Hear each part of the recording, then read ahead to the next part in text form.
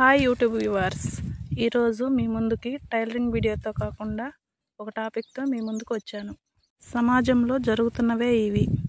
అయినోళ్ళకి ఆకుల్లో కానోళ్ళకి కంచాల్లో అని సామెత ఉంది కదా, అలా ఒక తల్లి కడుపున పుట్టిన అక్క తమ్ముడు తోబుట్టువులుగా పెరిగిన ఇంట్లో వాళ్ళ ఆర్థిక ఇబ్బందుల వలన వాళ్ళ స్తోమతకు తగినట్లుగా పెళ్లి చేశారు. కొన్ని రోజులకి వాళ్ళ ఆర్థిక స్తోమత కూడా పెరిగింది, వీళ్ళ స్థాయి కూడా పెరిగింది. కానీ ఆ అక్కనిచ్చిన వాళ్ళు మాత్రం కొంచెం ఆర్థికంగా అక్కడే ఉండిపోయారు, స్తోమత ఆడనే ఉండిపోయింది. ఇక తమ్ముడికి పెళ్లి చేశారు.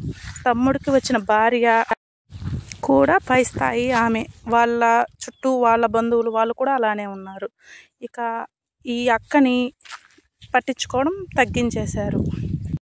కొన్ని రోజులకి ముసలి వాళ్ళు అయిపోయారు వాళ్ళ తల్లిదండ్రులు ముసలి వాళ్ళు అయినాక ఇంకా కొడుకులు మాటలు వింటారా ఇప్పుడు సమాజంలో?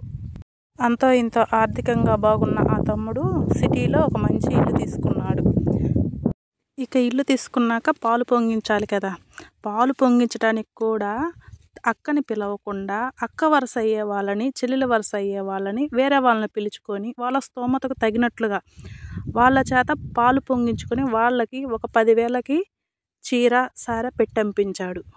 అంటే చూడండి, ఆ అక్క ఆడపడుచుగా చేయాల్సిన కార్యానికి కూడా వాళ్ళ స్థితికి సమానంగా లేదు అని వాళ్ళు భావించారు. ఇలా అందరూ ఉన్నారని చెప్పట్లేదు, కొందరు మాత్రం ఇలానే ఉన్నారు. ఇలాంటి వాళ్ళ కథలు ఇంకా చాలానే ఉన్నాయిలేండి. మనుషుల్ని మనుషులుగా చూసే రోజులు ఎప్పుడో పోయినట్లున్నాయి. కనీసం ఇంటికి వచ్చిన మనిషిని స్తోమతను బట్టి కాకుండా వాళ్ళకి వ్యక్తికి విలువనిచ్చి మంచిగా చూసి ఆ తోబుట్టు ఎంత సంతోషిస్తుంది. వాళ్ళ బాధ మన మంచికేనంటారా?